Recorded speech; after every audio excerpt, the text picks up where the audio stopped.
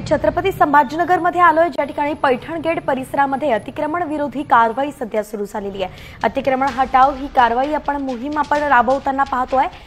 छत्रपती संभाजीनगरमध्ये गेल्या काही महिन्यांपासून अतिक्रमण विभाग ऍक्शन मोडवरती आलेला आहे। विविध ठिकाणांमधील अतिक्रमण काढली जात आहेत आणि त्याचनुसार आता पैठण गेट या परिसरात अतिक्रमण हटाव मोहीम सुरू झाली आहे।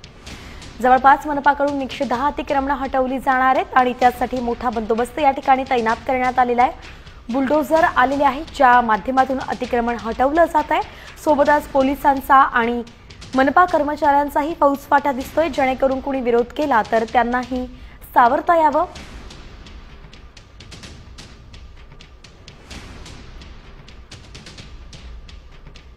महापालिकेच्या निवडणुका तोंडावरती आहेत आणि अशात छत्रपती संभाजीनगरमध्ये अतिक्रमण हटाव ही मोहीम राबवली जाते।